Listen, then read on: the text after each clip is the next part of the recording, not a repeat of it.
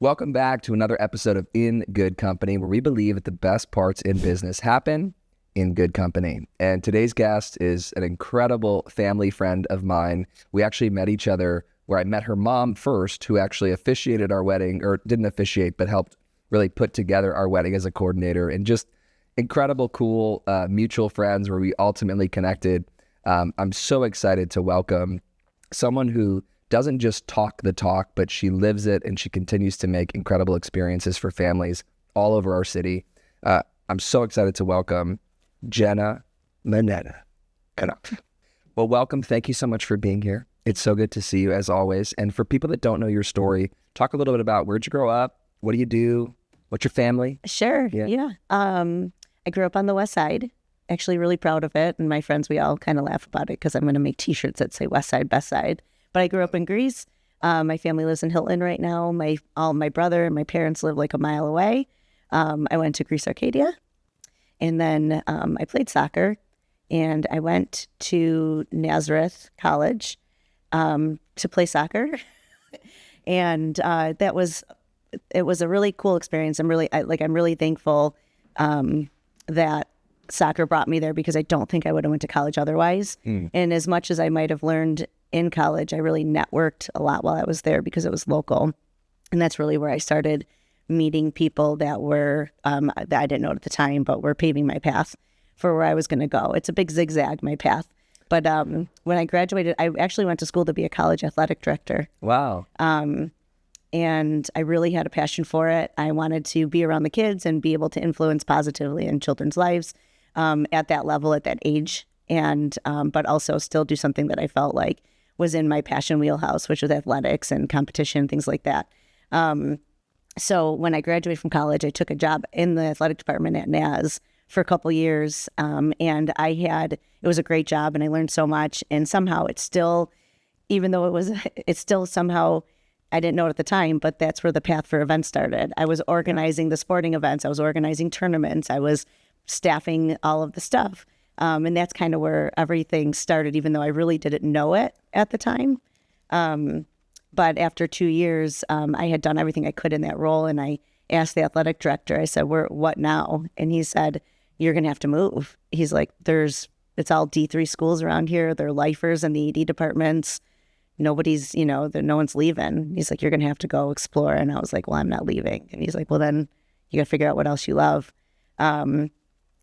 I can spend an hour talking about just where my journey from there to here is. Sure. But I call it my past life. I ran bars and restaurants for 10 years. We opened them up all over the city. We opened them up in different cities. So I would travel, Charlotte, Raleigh, did something in Denver, Buffalo, Syracuse. I had a lot of fun with the travel and the experience of doing stuff from start to finish. Like with these projects, I learned a lot about business when I did that. But that ran its course too. And when you want to have a family, that's not really it was not the lifestyle. It was so much. It was the hours. Of course, yeah. So I had been starting to explore an interest in events. It just it was the path that God put me on. And we were running a bar association downtown, and we decided to do events to raise money for the area so we can beautify it or have security and things like that. And I was the only woman on the board, so it just naturally was put on my lap to do it, and then I just fell in love. So my very first events in Rochester were in probably the year 2000. Called the Alexander Street Festivals. And then when I got the itch, I networked to find the owners of Jazz Fest, which they were really early. They were in their infancy, first or second year. And I asked for just an informational meeting with one of the owners. And he was gracious enough to sit down with me and want to talk. And all the stars aligned for that next year for me to take a position with them. And I've been with them ever since. So that started in 2005 that I started with them, and then built everything from there. Yeah.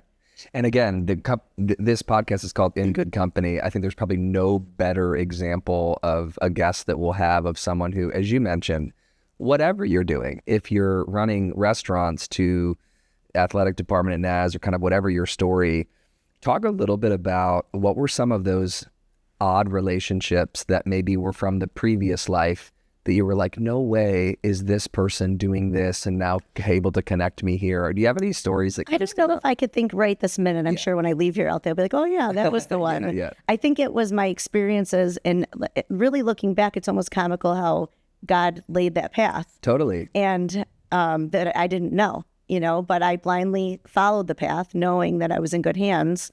And when I look back and see things like, oh, I was doing events at the athletic department. I was doing events when I was running running the bars and restaurants. It's not a coincidence. And if you just put that trust in, he knows where you're going. He knows what the end, he knows what the end looks like. Right. So we have a segment that we do in this podcast called Fails of the Week. Because I think that when you look at social media, you see all the pretty pictures of everything. You just assume everybody's life is perfect and, oh, must be nice to be a business owner. They have a cakewalk journey to this, What are some of your most memorable fails? And this could be not just from this week, but over the course of the past few years. What's just a fun, maybe it wasn't fun at the time, but just a fun fail story that you feel like you could share? Yeah, I think it's more of a broader scope. I did think about this a little bit. Yeah. It's getting into businesses because they're a good idea and not because you're passionate about it. And I have a good example early on when I was still kind of integrated with the bars and restaurants. I was like, I'm going to open up.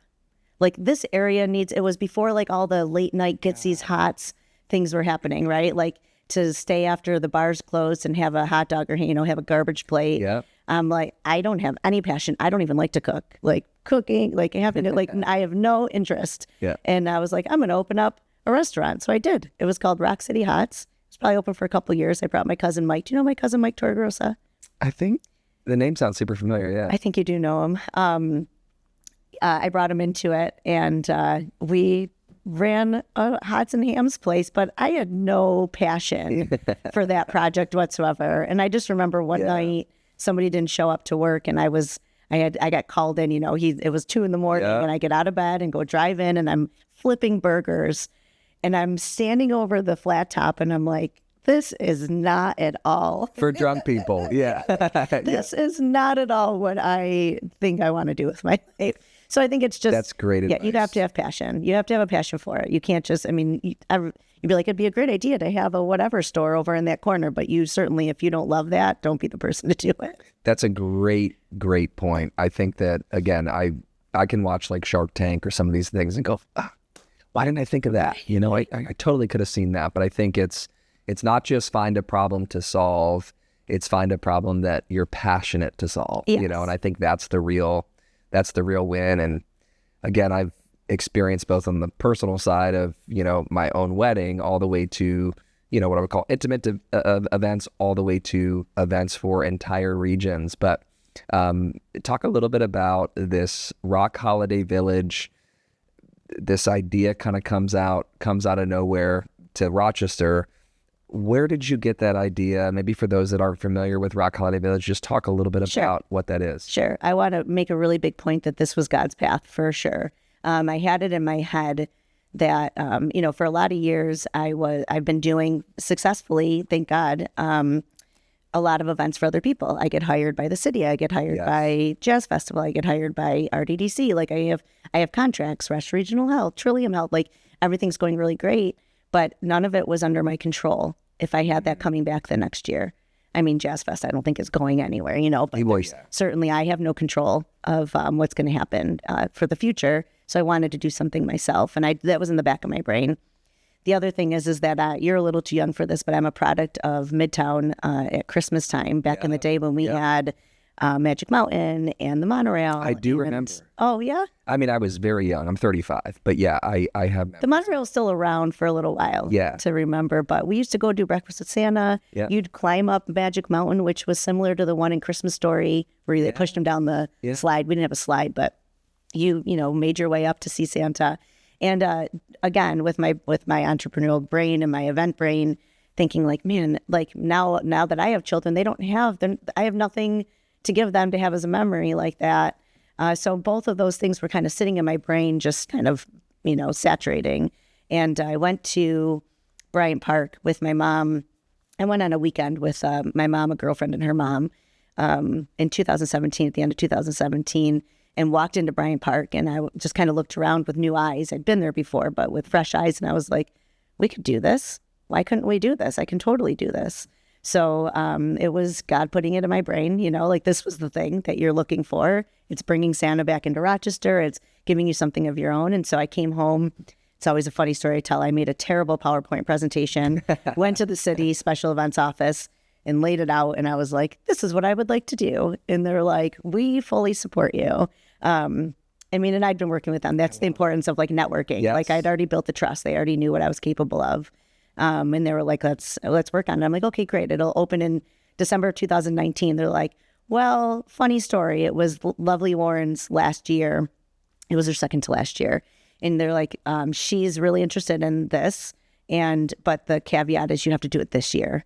And it was like March. Whoa. It was March. And they wanted me to have it up and running by December. And we did. Looking back, we did it. I was there. I remember. But it was definitely a struggle. I've never tested or pushed myself that much ever professionally to get something done. There was a couple times I brought in a couple partners with me, and I'd call one of my partners. I'm like, I can't do it. We can't do it. There's no way. There's no way I'm going to get this finished by then. That was the biggest test, but we made it happen. So yeah, that's where it started. Yeah. And again, just the personal story for me, we had our first kid in 2020. And every Christmas, we've gone to the Roc Holiday Village.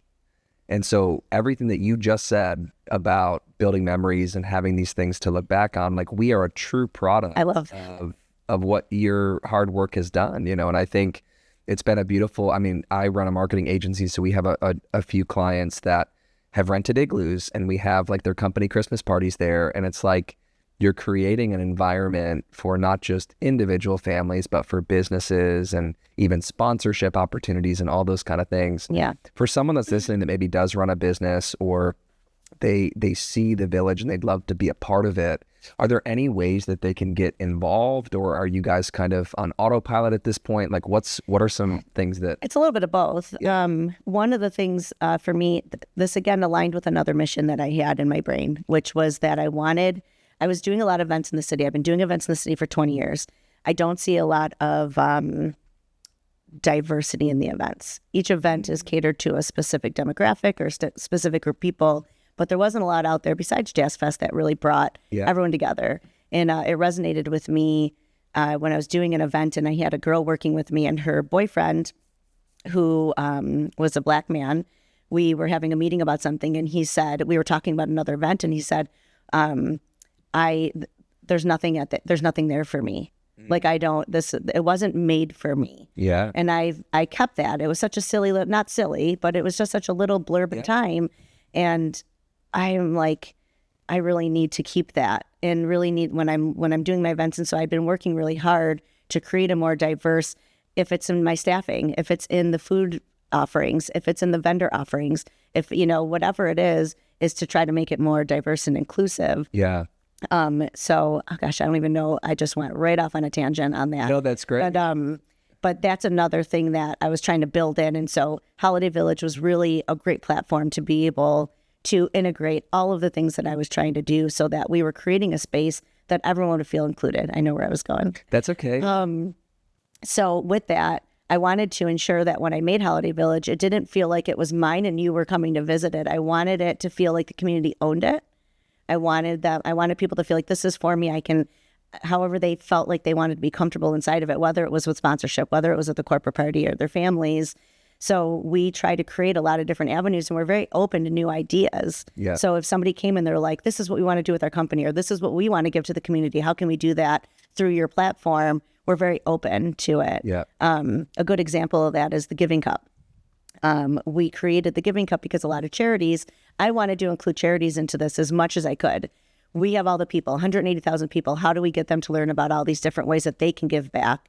And of course, everyone feels a little more charitable over the holidays. Yeah. So trying to find a way to make it so that there was some organization around these charities being involved. We started out with like Salvation Army would ring a bell, on site, or we would have a box out for socks for the Open Door Mission, something like that. Yeah. But it wasn't hitting home, and it wasn't giving it the organization it needs. So we created the Giving Cup, which is a hot cocoa counter, and you purchase hot cocoa, and every night it's manned by a different charity, different charitable organization. and they are there for that night to raise money through the hot cocoa sales. Yeah, it's awesome. To for their charities. Yeah, it's again, I think you hit the nail on the head. It's businesses, people, like there's this spirit around that time that if there's not an avenue or an outlet for that to be used in, it can either go to the wayside or just be a little bit more like, internally focused. Yeah. And again, I think it's just been a beautiful experience, again, personally, and also some of the businesses that I'm a part of. Is there any one story that stands out from the village where maybe somebody shared a quick testimonial of what it meant to them or whatever? Is there any one story that stands out where you're like, this was worth all the late nights and the prep and the work? I don't have one specific, not yet. Yeah. We're still young. This will be our sixth time. I would love if anyone shared testimonials with me. I mean, that'll just fuel the fire to keep it going and keep doing great things for everybody. But I think it's just the overall, obviously the first year, like that first day that we were open and there was people were walking in, I was overwhelmed with emotion, and it took so much to get to that point because I really wanted to quit about 10 times before that. Just watching people. I mean, it's really an everyday thing. It's really heartwarming to walk through and just see families enjoying each other. And you can't be mad there. If you're angry at Holiday Village, you stick out. Yeah. There's no angry elves there. So it's just heartwarming to see a family around a fire or getting their picture with Santa. And it's very fulfilling. It fills my bucket. Yeah.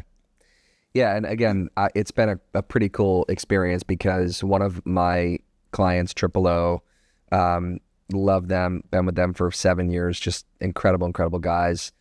Even earlier, what you talked about, Roc Holiday Village has brought in Triple O to help heat all the tents and all that fun stuff. But we had made a connection that one of your restaurants from your previous life, Luke, the owner of Triple O, was like, wait a minute, I think you served me and my buddies drinks and, whatever. And we laughed about it. I remember taking a little selfie with everybody but it just speaks to, it's like you didn't need anything from Luke back then. You were just, hey man, I'm here. Yeah. Thanks for coming to the restaurant. We had a great time. Yeah. And then as life evolves, your first year, you guys had a solution, but it ended up being a little bit more expensive than you wanted.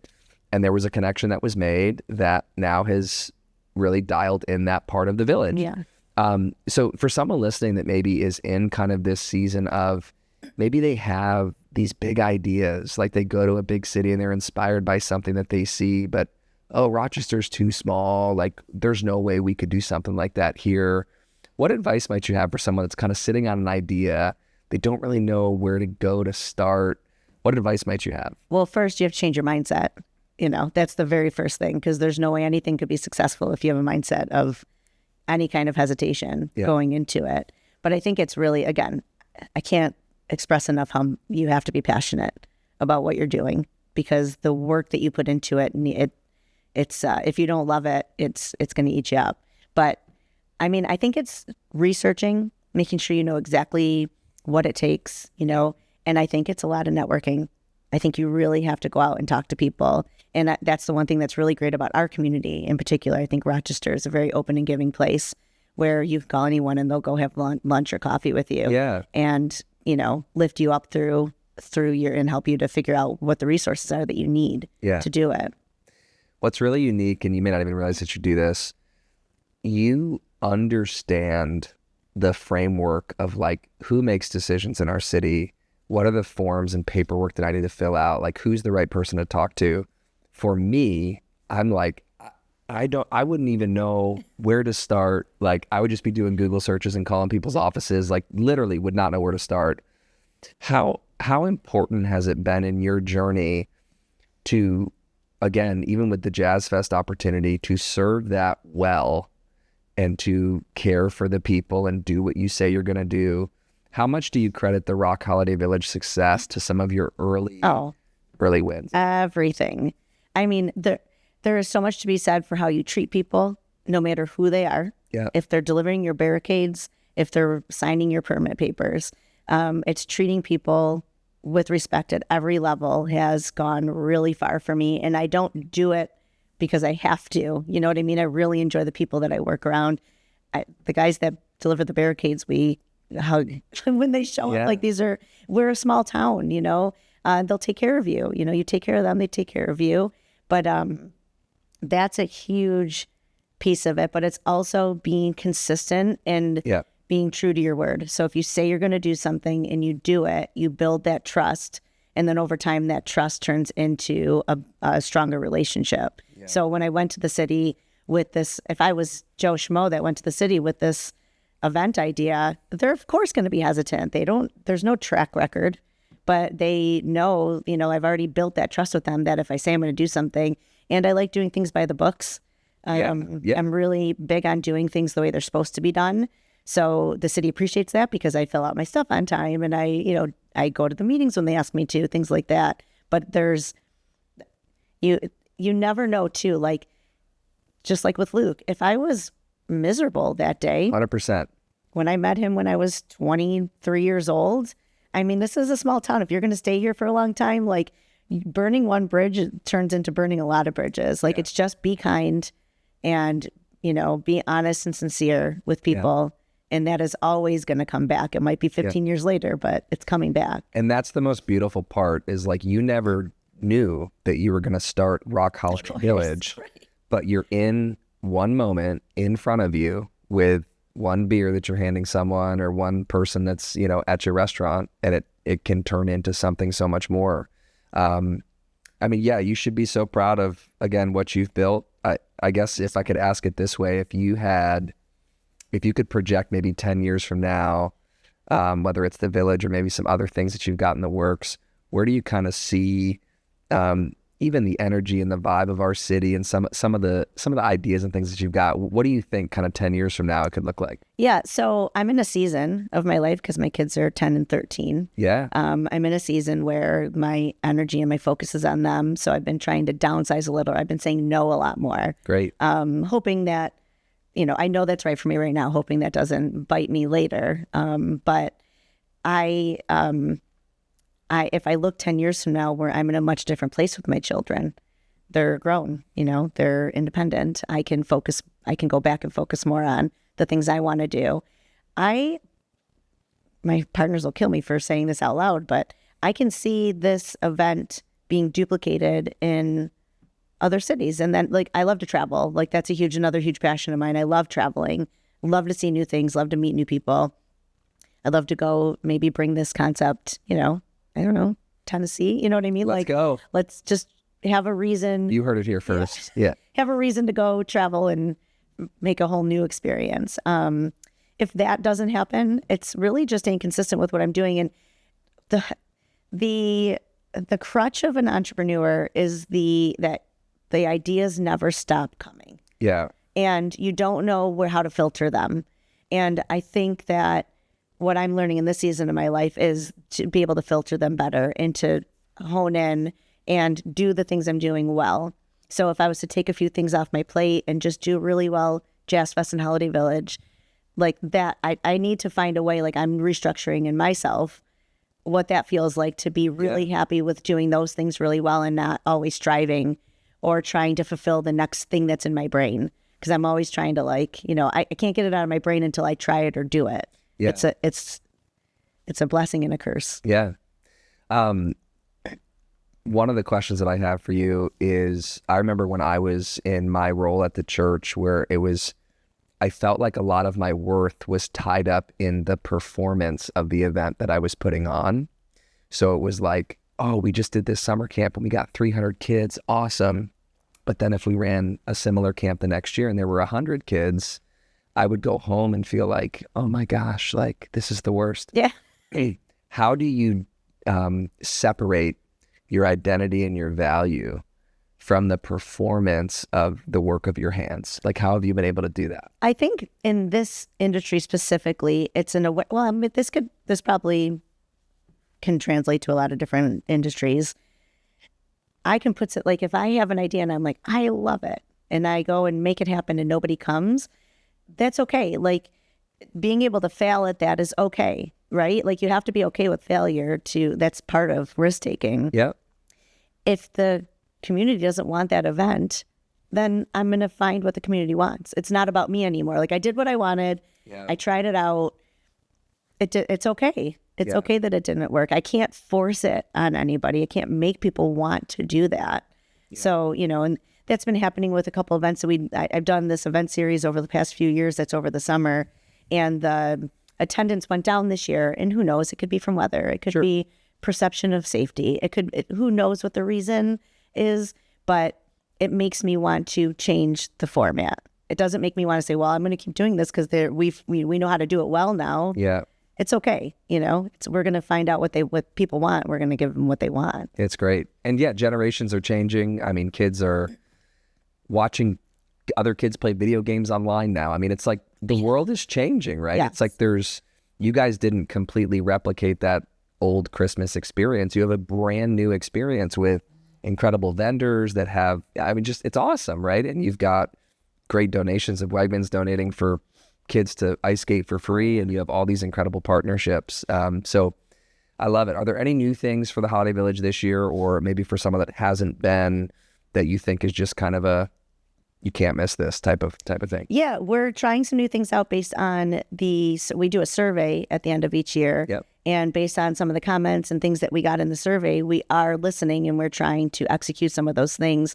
We can't get bigger. We have a big plan, right? Like we intend to get bigger.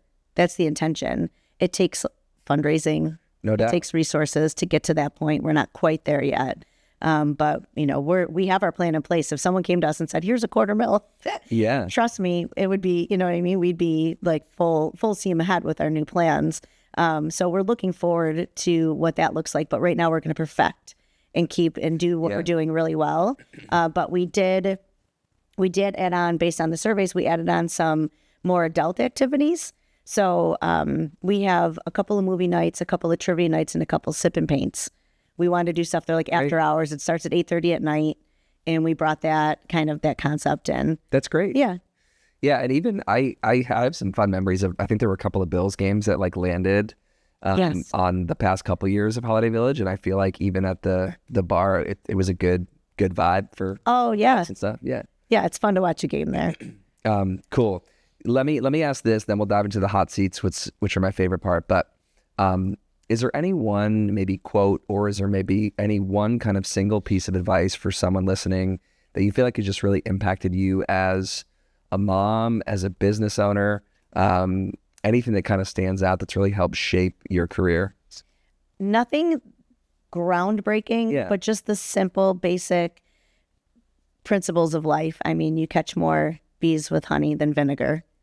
I think that resonates with me because there's a lot of things in this industry that can make you feel impatient or short with people or tired, and you don't want to put a smile on your face. And it's just keeping, making sure every day you wake up and say, I'm going to put my best foot forward to be my best self to other people. Yeah. And I've already hit on this, but I mean, I do think it's important. And unfortunately, I think people learn it a little bit too late, is really being kind to everybody, sincerely kind to everybody you meet, and truly caring about who they are and what their stories are, and getting to know them and building them into your community and making them feel like they're part of it, so that we're all going towards the same goals. Yeah. Just being kind. Amazing. It feels obvious, but I mean, and I could speak to your character. I mean, anybody that I mention Jenna, or if I mention the Roc Holiday Village, they're like, oh yeah, like, Jenna, and it's like, everybody knows Jenna. But again, you're not talking bad about people behind somebody's back, or like, there's not any of these messy things. Anytime that, Roc Holiday Village is brought up, there are those good feelings. And what you said, from the person who's dropping off the propane to the person you guys treat them. And I've had the privilege of being able to come and watch the Triple O guys take some photos as you guys are setting up the village. And the magic is there then too.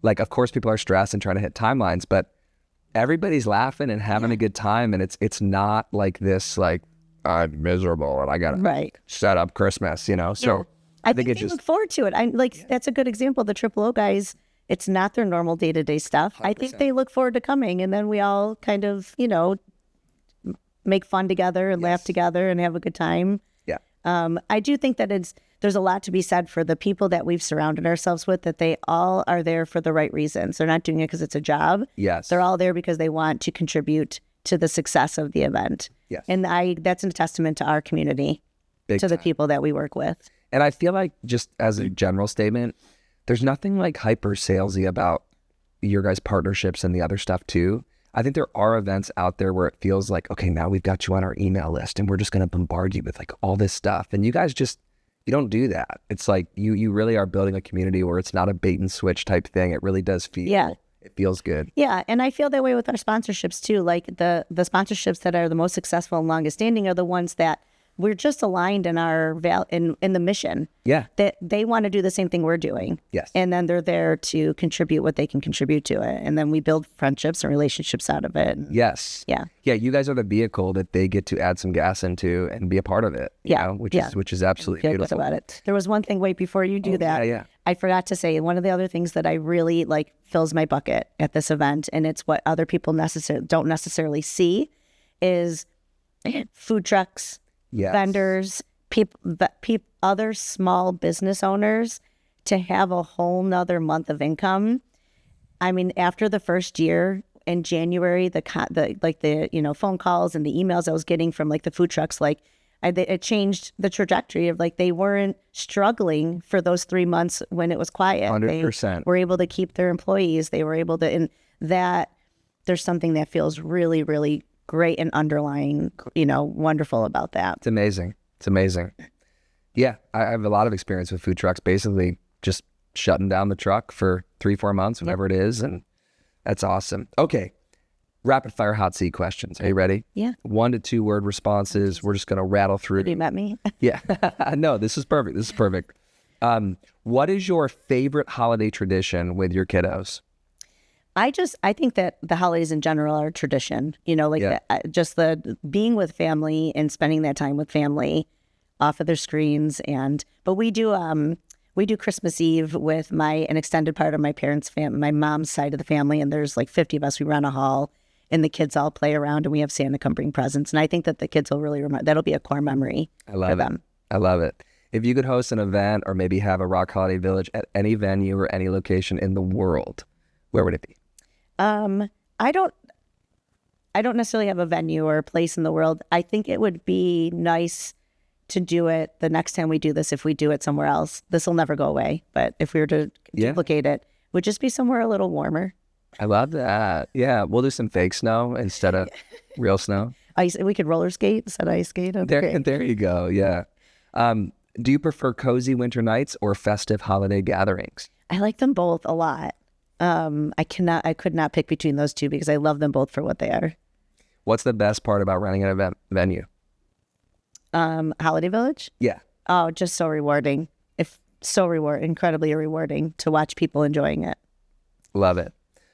If you had to choose one holiday food to eat all year, what would it be?